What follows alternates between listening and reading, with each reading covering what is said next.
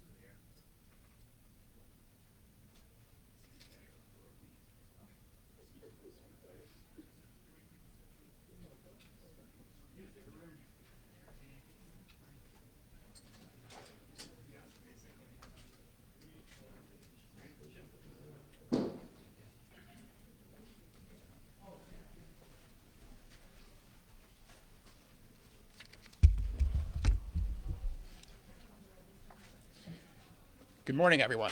I'm Matt Graves, United States Attorney for the District of Columbia. I'm joined today by DEA Administrator Anne Milgram, Acting Special Agent in Charge Michael Rothermund with DEA's Washington, D.C. Division, Gary Barksdale, Chief Postal Inspector, United States Postal Inspection Service, Pamela Smith, Chief of Police, Metropolitan Police Department, Christopher Tremblay, FBI Acting Assistant Special Agent in Charge of the Washington Field Division, Jason Strickland, ATF Assistant Special Agent in Charge, Washington Field Division. Today, we announce a partially unsealed superseding indictment charging an additional 13 defendants in a large-scale cross-country fentanyl trafficking conspiracy.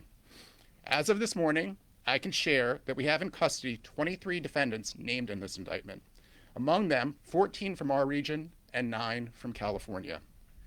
This was a conspiracy that flooded the District of Columbia with fake pills containing fentanyl, dangerously marked, as they so often are, with M30 imprints to resemble legally manufactured oxycodone. As alleged, these co-conspirators brought large quantities of fentanyl pills into our community, largely from California, smuggling them on planes and shipping them through the mail. Just 2 milligrams of fentanyl in a pill is a potentially lethal dose. And the DEA reports that 7 out of every 10 seized pills contains at least this amount. In this case alone, we have seized to date over 20 kilograms of fentanyl powder and approximately 250,000 pills. We know that drug trafficking on this scale is a magnet for violence. And we have predictably also seized a large number of firearms, over 30 firearms to date, including 6 machine guns. This case began with the tragic fatal overdose death of Ms. Diamond Lynch, a resident of the district, in April 2021. She was a young mother in the midst of planning her son's first birthday party when she had a relapse, and she reached out to her old supplier, who had previously caused her to overdose in November 2020. What she got from him was a fake pill. The DEA reminds us that one pill can kill, and unfortunately for Ms. Lynch, it did. We relentlessly pursued the evidence, found the dealer who sold her this poison, and convicted him. Ms. Lynch's dealer was sentenced to 140 months in federal prison this past July. Our investigation did not stop there, though. We uncovered leads that pointed to a massive fentanyl distribution network. Our prosecutors and law enforcement partners followed the evidence. We expanded our investigation and identified each rung of this fentanyl supply network and have charged 26 defendants to date. As the breadth and scope of today's indictment shows, we will do all we can to hold those peddling this poison criminally accountable. For as many homicides as we've had this year in the district, we have had even more overdose deaths. And each one of these poisonings, or almost all of these poisonings, have been driven by fentanyl. There will be no quarter for anyone selling fentanyl in the district. And one of the surest ways to find yourself the subject of a federal investigation is to be part of a trafficking network like the network that is alleged to have existed in this indictment. We are incredibly grateful to our law enforcement partners, including the Drug Enforcement Administration, the U.S. Postal Service, who have offered resources, the Metropolitan Police Department, the ATF, and other local law enforcement partners who have been incredibly invaluable in this investigation. It is my pleasure to welcome to the podium the Administrator of the DEA, Anne Milgram. Good morning. Fentanyl is the greatest threat to Americans today. It is devastating families across our country and killing Americans from all walks of life. And it is the leading cause of death today in the United States for Americans between the age of 18 and 45. That hit home for us here in Washington, D.C. on April 6, 2021. On that day, a young woman named Damon Lynch took a pill, one pill, and died almost instantly. That pill looked like an oxycodone pill, was sold as a Percocet, and it was all fentanyl. It was fentanyl and filler. There were no real pharmaceutical ingredients in that pill. Damon Lynch was 20 years old at the time, and she was planning her son's first birthday party. After Damon's tragic death, DEA worked with our local partners to track down the two individuals involved in providing that pill to Damon, Larry and Justice Eastman. Those two individuals are now convicted, sentenced, and in prison. But we didn't stop there. The Drug Enforcement Administration is actively targeting every single aspect of the global fentanyl supply chain so that we can put an end to the most devastating drug crisis that our nation has ever seen. So DEA identified the Eastman's source of supply and the people who were responsible for transporting fentanyl from Los Angeles to D.C. Those individuals have been charged. We also identified additional distributors of fentanyl in Los Angeles and the people who were working to get fentanyl from Mexico into Los Angeles and ultimately to Washington, D.C. Those individuals have been charged. DEA also identified additional sources of supply and distributors in Los Angeles, in San Diego, and here in Washington, D.C. Those individuals have been charged. Today, 26 defendants are charged as a result of our investigation into Damon Lynch's death. Together, these individuals sent more than 1 million fentanyl pills over the course of a year into the Washington, D.C. area. These pills are deadly, and they are profitable for the drug traffickers. A dealer in Los Angeles pays 30 cents wholesale for one pill and sells it for $3 wholesale to someone in Washington, D.C., who then sells it to Damon Lynch for $30 a pill. The criminals are making so much money off of each sale that they don't care if they kill Americans in the process. Especially because when it comes to modern drug conspiracies like this one, most of the people involved have never met in person. So let's talk for a minute about how this is even possible. Almost every single defendant in this case used Instagram, a social media platform. They used Instagram to find their sources of supply. They used Instagram to find new avenues of distribution. They used Instagram to pick the color of the pills, the amount of pills they were ordering, and the price that they would pay. They used Instagram to coordinate shipments and to work out how they would get payment. This fentanyl distribution conspiracy, which started with pills sourced from Mexico and spanned across the United States, would not have been possible without Instagram.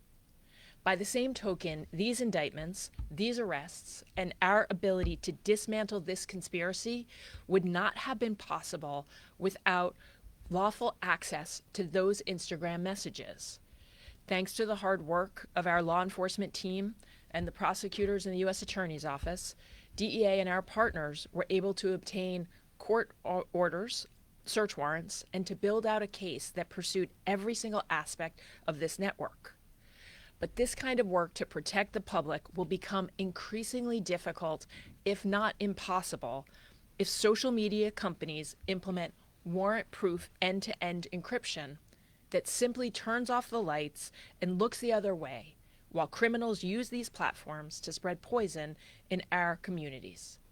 Meta, the company that owns Instagram, announced just this past August that it intends to do just that. This is the unprecedented threat that we are dealing with, and it is the reason why 110,757 Americans died from drug poisoning in the year 2022. DEA will turn over every stone, and we will follow every lead until we end this crisis. And we ask our partners in the private sector to do the same. We must do more. We all must do more to end the fentanyl crisis once and for all.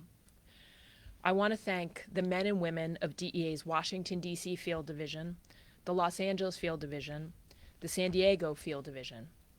I also want to thank our incredible law enforcement partners on this case, the Washington, D.C. Metropolitan Police Department, the U.S. Postal Inspection Service, ATF, and of course our prosecution partners, U.S. Attorney Matt Graves and the entire remarkable team of U.S. attorneys, assistant U.S. attorneys in Washington, D.C. I also want to thank Damon Lynch's family and the thousands of families that DEA has now had an opportunity to connect with across the United States. Their fight for justice for their loved ones and their efforts to stop any other Americans from dying is what inspires us at DEA. Today's charges continue DEA's work to target the global fentanyl supply chain, and we will not relent until this crisis ends. And we will continue to work tirelessly to bring justice for Damon Lynch and the hundreds of thousands of other Americans like her who have been poisoned. Thank you very much. Good morning. As Director Milgram, Administrator Milgram spoke about, and according to the CDC, over 100,000 people in the United States die each year from drug-related overdoses.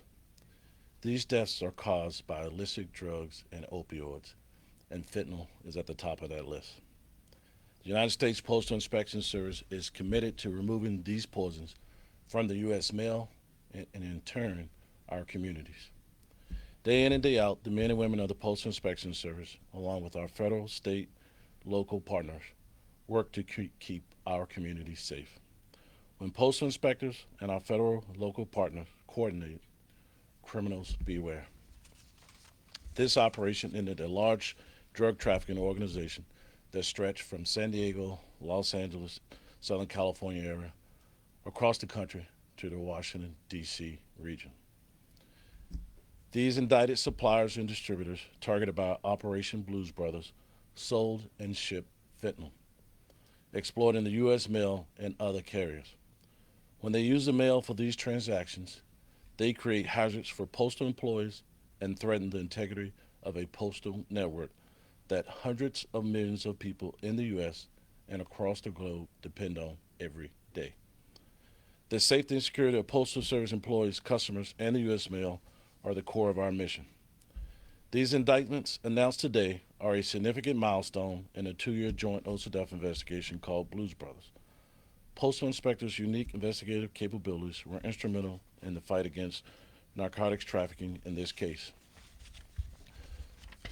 I'm extremely proud of the work of the inspectors, our task force officer from Charles County, Maryland Sheriff's Office, and the work of our forensic experts from our National Forensic Laboratory. The drug trafficking organization in this case separately garnered the attention of postal inspectors, the DEA, and Metropolitan Police. Once these investigative efforts were combined, this drug organization stood no chance. The effective collaboration of the agencies involved secured the success of this investigation. On behalf of the United States Postal Inspection Service, I want to thank U.S. Attorney Matt Graves, DEA Administrator Anne Milgram, and Chief Pamela Smith of the Metropolitan Police Department for their efforts in bringing this case to justice. The Postal Inspection Service strives every day to stop those who would use the mail to send illegal goods With the combined efforts of our law enforcement partners, we expect continued success in targeting and taking down these drug trafficking organizations. At this time, I'd like to turn the podium over to Chief Smith. Thank you, Chief Postal Inspector Barksdale and U.S. Attorney Graves, for having us here today.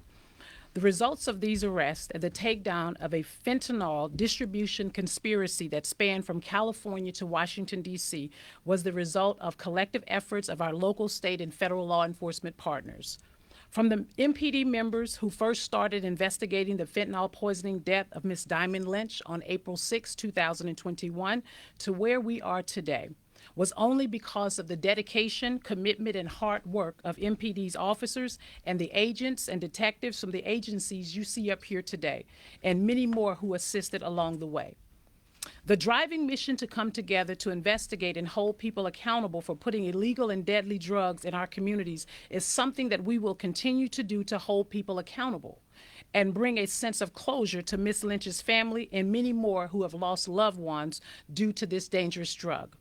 These investigations are the latest example of how MPD will use every resource and partnership that we have to bring offenders to justice. We are all working together to make DC a safer place for everyone. I want to again thank our federal partners for their assistance in this case and our investigators for their steadfast and tireless commitment to this investigation and their continued partnership with the Metropolitan Police Department. Thank you very much, and I will turn it over to U.S. Attorney Matt Graves.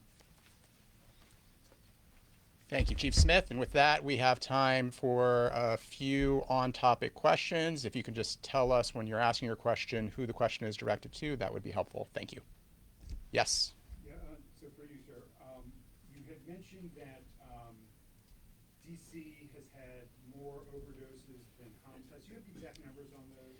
So the homicide number is basically updated every weekday morning. Yeah, that's as of this morning, 247. The fentanyl overdose deaths are not reported as regularly, but in July, I believe the exact number was 296. It was just short of 300. And obviously, we've had more overdose deaths since then. And then some of the names on the indictments I recognize from a previous press conference. So are all 20, I think 26 is the number of total indictments that you listed. Are all 26 of those individuals in custody? So yes, of the 26 that I described, yes, they're in custody, that have been arrested. There are some in custody prior to this on previous indictments? That is correct. Some were in custody prior to this on previous indictments. And then my last question, I appreciate your patience. So you mentioned that they were counterfeit pills that were imprinted with the same code that would be on Oxycodone. Is there a way, maybe somebody else has a better prepared answers, is there a way for people to identify at a glance, or is there some way to tell when they're getting a counterfeit pill? So I'll definitely let the administrator answer. From my perspective, the answer to that is no. I've actually seen a very powerful DEA presentation where they put up on the same PowerPoint slide both a fake pill and a real pill, and ask you as someone looking at it to try to tell the difference between the two, and it's impossible. They look identical. I don't know if you have anything you want to add. I would add just one thing. We have to have our labs test the pills that we seize. From looking at them, even our own chemists could not tell which ones are fake and which are real. The cartels and the manufacturers of these pills are buying the same pill presses, the same dyes, the same molds to make them look identical to oxycodone pills. And so again, from sight, you cannot decipher which pills are real and which are fake. The two things we're doing a lot at DEA is, one, we have a campaign called One Pill Can Kill. We provide a lot of information. It's on our website, as I believe, as is the slide that the U.S. Attorney just mentioned. The other piece that is, and we tell people all the time, talk to your family and your loved one. Any pill that wasn't prescribed directly to you and filled by you at a pharmacy, you should not be taking. The other piece is that you cannot buy a legitimate prescription pill on social media. And it's an important point that you cannot buy an oxycodone pill on Snapchat or Instagram or Facebook Marketplace. And so it's a really important piece as well that we like to tell people. But from its face, visually, we cannot tell the difference without a lab test. Commissioner Milgram, are we to understand that most of these people were operating individually, or was this a network, a ring of at people? Do you want to? Do you cover Yeah. the people? This is a conspiracy. This is a larger network of people.